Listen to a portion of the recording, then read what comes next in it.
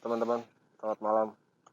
Eh, kita sudah berada di lokasi mistis kita yang pertama kali ini channel Anomali mulai menayangkan. Eh, ini jembatan yang cukup tua, berada di Provinsi Jawa Barat.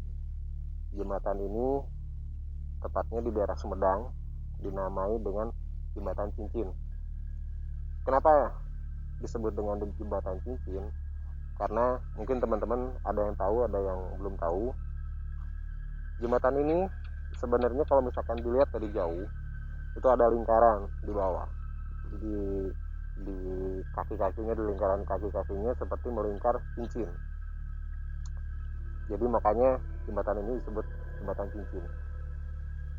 Jembatan ini cukup tua, dibangun kurang lebih tahun 1918 pada masa penjajahan kolonial Belanda. Konon katanya untuk jembatan di sini itu dibangun oleh masyarakat pribumi sekitar, yang dimana pada masa pemerintahan kolonial Belanda dibangun dengan cara kerja paksa atau kerja rodi. Dulu jembatan ini difungsikan sebagai jembatan untuk mengangkut barang-barang atau hasil bumi dari arah Tanjung Sari sampai ke daerah Rancaikek. Sebenarnya kurang lebih untuk memakan waktu dari Tanjung Sari ke Rancaikek itu hanya ditempuh jalur 1 jam kalau misalkan jalur darat biasa.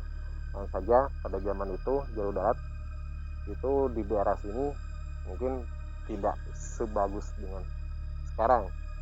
Dulu banyak kebun-kebun karet di sini, makanya difungsikanlah jalur kereta api. Nah, sebenarnya bangunan ini atau jembatan ini masih kelihatan kokoh. Lihat dari arsiteknya, lihat dari materialnya, bata-batanya juga pun ya masih kelihatan 10 atau 20 tahun yang lalu lah. Ya mungkin pada zaman itu teknologi dari pemerintahan Belanda itu sudah cukup lumayan bagus. Nah, kali ini saya akan mengeksplor untuk lokasi ini, yang dimana banyak dari orang-orang, banyak dari para teman-teman yang mengkononkan bahwa jembatan ini suka terjadi penampakan. Penampakan apa saja yang ada di sini? Mari kita tunggu lanjutannya.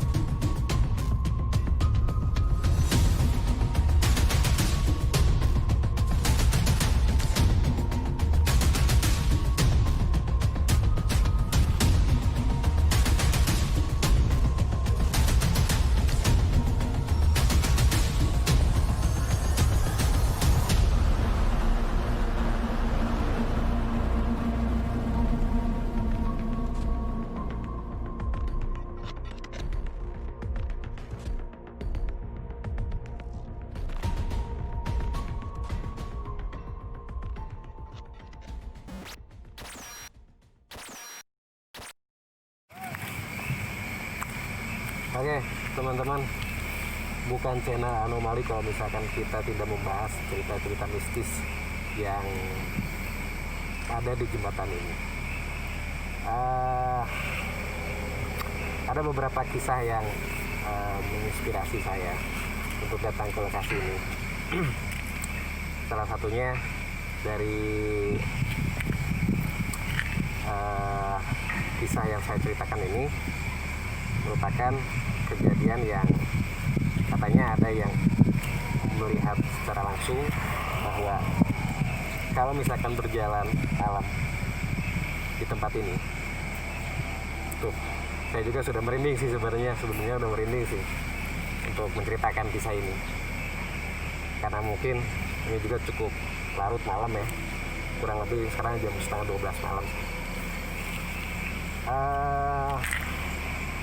Pernah ada yang melewat ke jembatan sini malam-malam.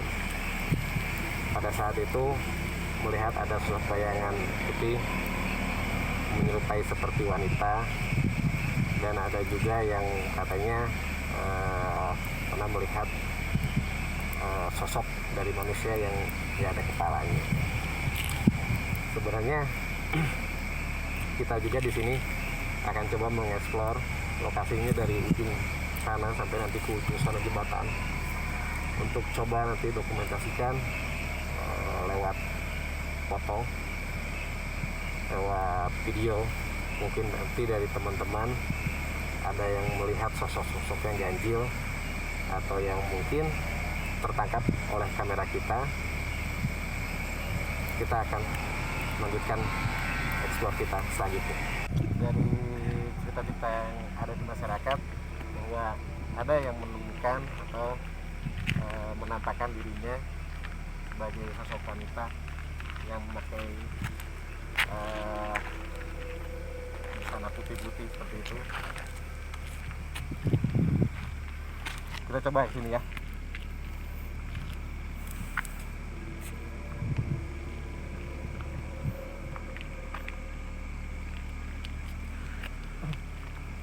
Dan perlu diingat juga sebenarnya, untuk di lokasi ini ada sebuah makam keramat yang berada di sebelah kanan saya. Itu kalau misalkan siang hari itu kelihatan. Kalau di sebelah kiri di sini hanya ada rumah susun atau apartemen.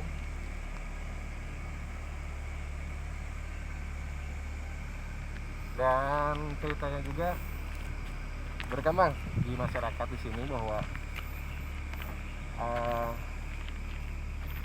penunggu atau sebagai leluhur yang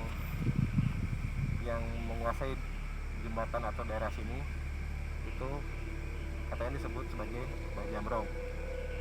Mbah Jamrong ini salah satu sesepuh atau tokoh agama muslim, pemuka muslim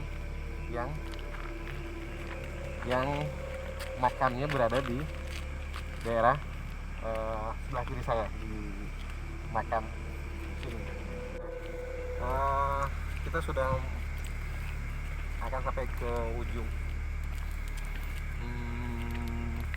Sampai saat ini sih yang dirasakan oleh saya belum melihat sosok-sosok yang saya ceritakan tadi, hanya mungkin suara-suara dari hewan-hewan malam yang ada di sekitar sini.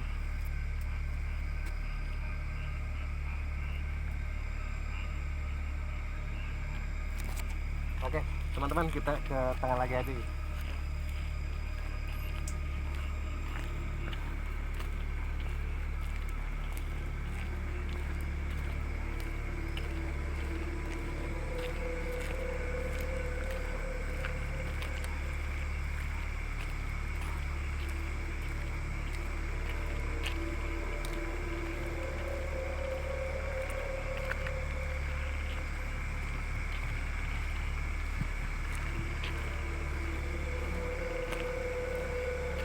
Oke, teman-teman,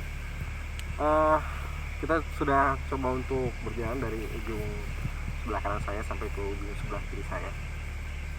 Cuman sampai sekarang sih saya belum melihat sosok yang tadi saya katakan bahwa di sini ada sosok wanita yang pakai baju putih, sama ada sosok manusia yang tidak ada kepalanya. Mungkin yang saya rasakan sih sebenarnya penampakan yang ada di sekitar sini